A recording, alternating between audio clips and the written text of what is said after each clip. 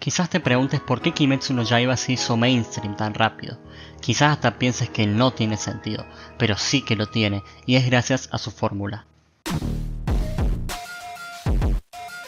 Kimetsu no Yaiba, el manga más vendido de todo 2022 y uno de los mangas más conocidos en los últimos tiempos. Su historia nos habla de un Japón de la era Taisho, o sea por ahí del 1920, y es una historia bastante reconocida porque en ese mundo existen demonios que se alimentan de personas y nuestro protagonista tiene que hacer hasta lo imposible para revertir la transformación de su hermana. Esta historia tuvo un boom realmente impresionante durante 2019 y pandemia 2020, siendo realmente un fenómeno cultural. Y sin mentir, puedo decir que Kimetsu se transformó en el anime para gente fuera de la industria, aportando muchísimo a la normalización del anime que se dio durante la pandemia e incluso después de la misma. La fama de Kimetsu es realmente mundial, porque no solo es querida por los otakus sucios, sino también por los menos sucios, padres de familia, cuarentones, etc. Y creo que principalmente esto se debe a dos motivos, que lo hacen el anime perfecto para iniciar en el mundo de la animación japonesa, y bueno, quedó demostrado en pandemia. Y estos son: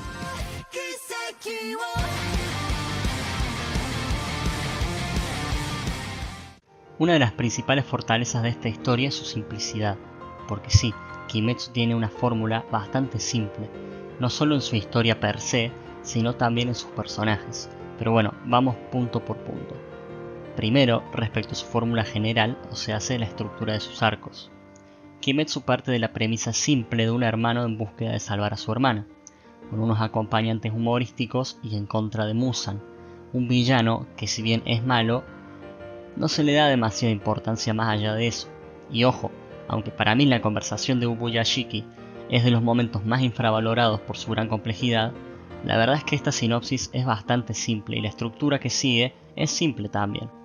Obviamente cada arco tiene sus variaciones y demás, pero en esencia todos inician con un demonio muy fuerte que van a vencer y otros demonios que están en el camino. Los personajes tienen que deshacerse de los demonios secundarios y llegar al demonio fuerte para enfrentarlo.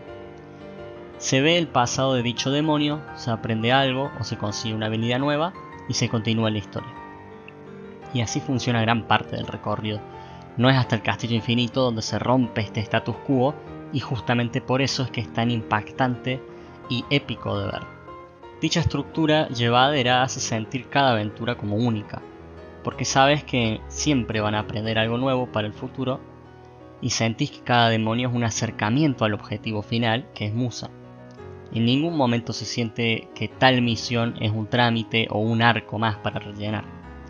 Todo va nutriendo el eje central de la historia, y eso hace que sea más fácil de acordarse los detalles y más fácil de seguir el hilo. Porque en otras historias, como Naruto por ejemplo, donde se dan cambios de enfoque, arcos alejados de la trama principal, historias que nunca dejan de expandir su universo, terminan creando un mundo sumamente vasto, que si bien es muy completo, muy bien construido y demás, para una persona poco familiarizada, quizás es bastante complicado acordarse de todos los detalles, las políticas, las fechas, los nombres y demás. Y eso que Naruto tampoco es de las series más complejas de entender en lo absoluto, pero es para que se den una idea. En dicho manga, los malos van escalando muy rápido, de un hombre serpiente a la aldea de la arena, pero hacen alianza y no son malos, entonces la serpiente desaparece, aparece Akatsuki, Sasuke se revela, muere la serpiente pero vuelve después, aparece un chico que era un chico de la infancia de tal y resulta que ese tal era bueno y después aparecen los aliens y demás, etc. En Kimetsu en cambio los malos son los demonios y punto. Hay 12 que son los más fuertes y punto. Por otro lado, tenemos la simpleza en sus personajes como tal, y con esto no me refiero a sus diseños o algo por el estilo, sino la simpleza en sus historias. Y es que si bien hay historias muy buenas, si lo pensás dos veces, todas son muy similares. Todas son la pérdida de alguien por un demonio.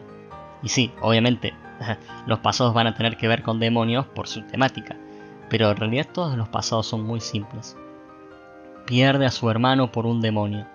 Pierde a su mamá por un demonio. Pierde a sus hermanos por un demonio. Pierde a un amigo por un demonio. pierde a su hermana por un demonio, etc.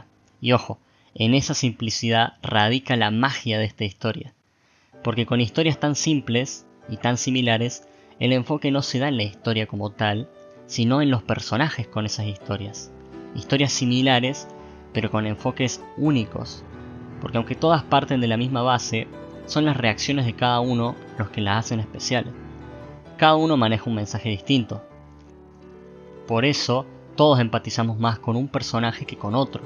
No porque haya sufrido más o menos, porque en realidad todos sufrieron de forma similar, sino porque nos sentimos identificados o empatizamos con el conflicto que tiene ese personaje. ¿Alguna vez tuviste que fingir que estabas bien cuando por dentro cargabas con mucho dolor? ¿Alguna vez te cansaste de ser buena persona porque el mundo no te lo recompensaba? ¿Alguna vez sentiste que no estás a la altura? ¿Alguna vez sentiste que cargabas con responsabilidades que no elegiste? Todas estas frases son resúmenes de historias, que aunque muy parecidas, hablan de problemas distintos, hablan de dolores distintos. Por eso es tan fácil para el espectador ver estos pasados, porque si empatizás, te llega realmente a tocar, y si no empatizás, por la simplicidad con la que se los narra, no es tedioso de ver, pasa rápido sin pena ni gloria. Obviamente, con esto no digo que no tenga complejidad, yo defiendo a muerte que de hecho Kimetsu es más complejo de lo que muchos creen, pero en esa presentación simple es donde está la fórmula, que lo ayudó a impulsarse como uno de los animes más populares. Y hablando de anime, no podemos dejar pasar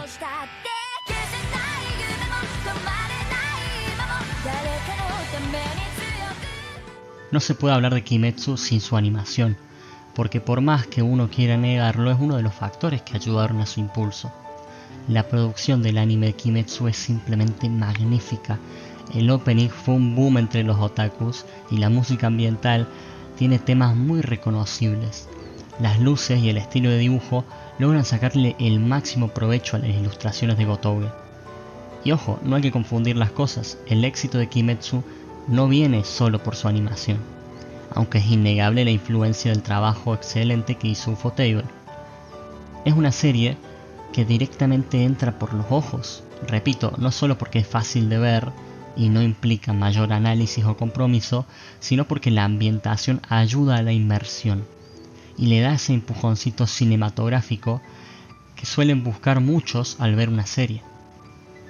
Mayor es el impacto al saber que de hecho el manga de Gotouge no tiene las mejores ilustraciones, o bueno, al menos eso para la gente, yo pienso que son muy buenas. El impulso de Ufotable denota los aspectos positivos de la historia. Todo lo dicho anteriormente implica un gran acierto por parte de la autora, que logró crear un manga y un anime que puede llegar a todas las personas por su simplicidad, pero que a su vez muestra lo mejor del medio, historias épicas, historias trágicas, moralejas y enseñanzas que buscan calar profundamente en el espectador.